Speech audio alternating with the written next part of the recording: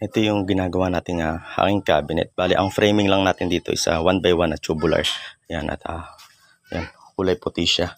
Yan, bali dito is open shell, tapos dito yung baliktad kasi ito. Dito yung pinakapintuan niya. Mayroon siyang 4 doors. Yan, dito kung papansin niyo ito, medyo nakatras natin ng konti ito para medyo maganda siyang tignan. Inatras ko siya ng konti. Yan. Then, yung magiging takip na to, ito ginamit ko. Wala kasi tayo nabili na ordinary na takip o yung pang screen frame, 798 screen frame, wala lang available. Kaya ito yung nabili natin. Yan. Bali, ito yung parang ACV. Yan. Pang modular siya. Yan. Bali, ito is maganda siyang tignan. Gawa nga na wala na siyang handle. Yan. Ito na yung pinaka-handle niya. May palikpik yung isang part. Yan. Ito yung side frame. Tinatawag ng side frame. Yan, wala siyang palikpik. Ito yung itsura ng side frame niya. Pagkatapos, ito naman yung kanyang bottom frame. Yan, bottom frame. Yan, bottom frame is ganito. Meron siyang palikpik sa gilid. Yan.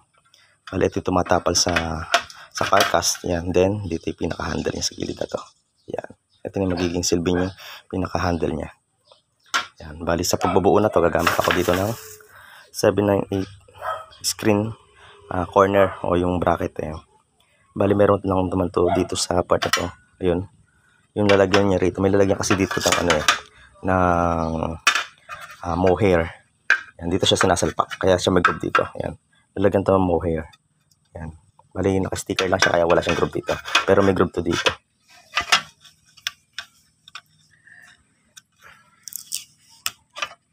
Yan. Dito sinasaksak yung mohair.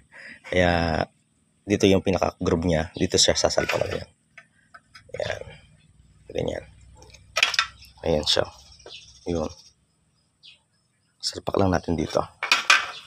Yan. Para lang siyang nabubutay ng nego. Yan. Sige, subukan natin i-build. Ay, nakabuild ako ng dalawa dito. Yan. Bali, ang magiging takip na to, yung pinaka-cover niya is ito, cladding. White cladding ilalagay natin doon. Yan, tatabasin lang natin. Yan, buuin lang natin itong ating pinaka-door frame.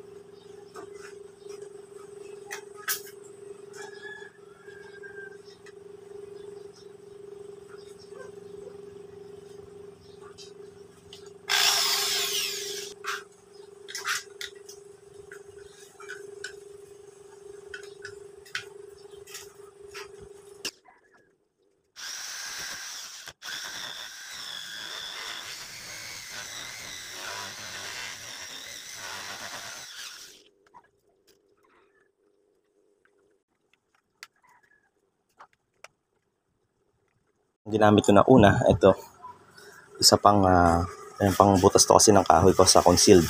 Problema, napansin ko dito na medyo nasisira yung ngipin niya pag aluminum yung kanyang kinakat, tsaka hirap siyang bumaon, kaya titigilan ko nang gamitin to. Kaya naisip ko na mayroon pala akong ganito. Ito, yan, bali ito ay 35mm din to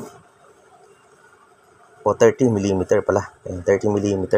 Hindi ako sure kung sukatin ko lang kung kasya sa kabila. Concealed. Ayun, at medyo maliit pala siya. Hindi pala siya kasya. Patay tayo riyan. Hindi pala kasya concealed dito. Ayan, bali ito DIY ulit natin to dahil ito kasi is medyo mahaba yung ito, yung pinaka drill niya mahaba. Once kasi na hindi natin to pinutulan, ayan, pinutulan ko na siya. Ayan. Pero babawasan ko pa siya. Ayan, bali ganyan kasi siya kahaba. Once kasi hindi natin pinutulan to, nakaganyan siya, mahaba masyado itong part na to, tatago siya sa ating aluminum.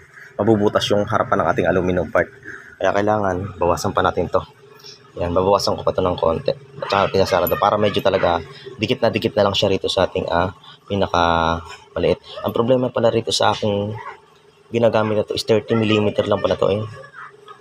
Nakalagay sa kanya is 30mm lang siya. Yan. 30mm lang siya. Ayan. Nasisira kasi itong isa na to. Ito dapat 35mm para saktong-sakto sa ating conceal hinges kasi mula rito hanggang dito is 35mm. Ngayon susubukan natin to kung ubra. Gagawa ko na lang ng paraan kung ano pwede kong gawin paraan. Yan. Litan ko pa to para lumit siya ng gusto.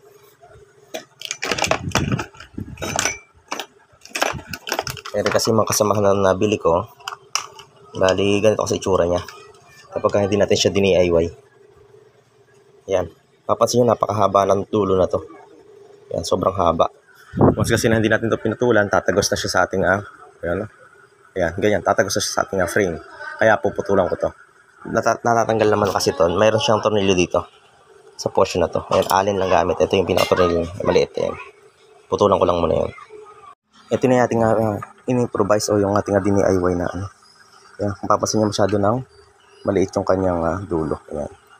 Para hindi tatagos sa ating profile. Yan, maliit na lang kanyang naka-usli sa kanya. At ito yung kanyang butas. Kasi 30mm lang siya. Kaya kung papasin nyo rito, maliit lang yung kanyang opening. Hindi katulad ng 35mm. Isakto-sakto yung ating conceal. Sakto-sakto siya. Ngayon dito sa ating 35mm. Ayan. Medyo inangat ko siya ng konti. Yung talagang sumayad lang siya dito sa portion na to. Yan, dahil ganun din dito. Pinopya ko lang yung pinaka-agbat na to. Yan, pinopya ko lang siya rito. Yan. Tapos, ginunting ko na lang siya rito. Yan, papasin nyo para ganyan siya. Yan. Kaya sakto na rin yung ating conceal dito.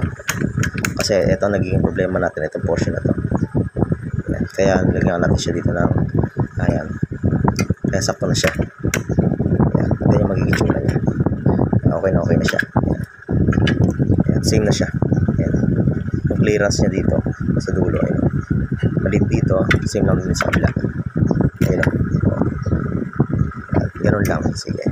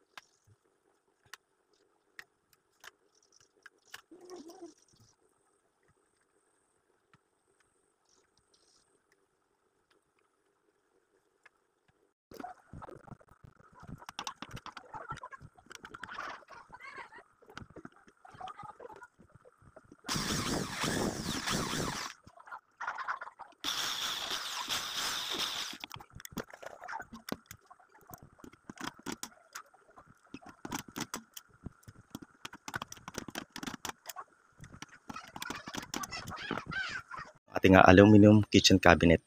Ayan. Bali, ang profile na ginamit natin dito sa pinto, yung APC.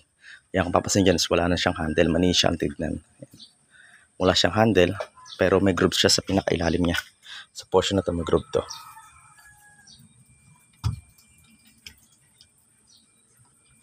Ito na yung nagsisilbing handle sa kanya. Itong pinaka-groove niya sa ilalim. Ayan. Ganyan lang siyang buksan. Ayan. Ayan, ito yung ating APC profile. Ayan. Ayan, bali lahat ng side niyan is ginamitan ko na siya ng glossy white na cladding. Ayan, baliktaran siya. Ayan, glossy. Lahat yung glossy. Ayan. Tapos gumamit lang ako dito ng tubular 1x1. Lahat yung 1x1 lang ginamit natin. Then nag-improvise lang tayo rito ng kabitan ng ating conceal hinges. Ayan. Nag-adapt pa ako dito ng isa pang angular. Ay, ng isa pang, dito angular. Dito sa part na to, angular. Ayan. Meron siyang angular dito na 1x1x1/8. Then dito naman, dahil baligtaran yung conceal na to, meron dito, tsaka dun sa kabilang side, dahil back indoor na to is ganito. Yan. Nag-adapt ako rito ng 1x1 na tubular din na aluminum. Yan. Kasi baligtaran yung kanyang concealed. Pero dito is angular lang ginamit ko, 1/8 para mas matibay siya. Yan. Para malagyan lang natin siya dito ng conceal hinges. Pagka kasi wala itong inadapt natin dito, papasin nyo rito, isang ganito lang yung ating angular 1x1. Walang katamaan ng tornilyuhan dito. Yan. Bali doon ko na sa site ikakabit yung lahat ng tornilyo na yan para maayos pa natin pintuan. Yan. Ganyan ang ating itsura ng ating aluminum kitchen cabinet. Yan. 4 doors. Parang cladding natin isa black to eh. Ayan, pininturahan ko na lang para hindi ganun kasakit sa mata. Yan. Medyo hindi ko na siya pinulido ng pagkakapintura. Magkaroon lang siya ng konting white para medyo pumartner lang siya rito sa ating profile na o ating tubular. Yan. Yan. Pero actually, talagang hindi na ito pinukulayan. Talagang ang ikulay na to is itim na lang talaga. Parang ganito sa side. Ayan, parang ganyan lang talaga itsura niya. Dark lang talaga siya. Pero ako, pinulayan ko pa rin siya para kahit paano, hindi ganun kasakit sa mata dito sa front niya. Hindi pa rin siya ganun kasakit sa mata. Ayan. Nilagyan ko pa rin siya ng kulay.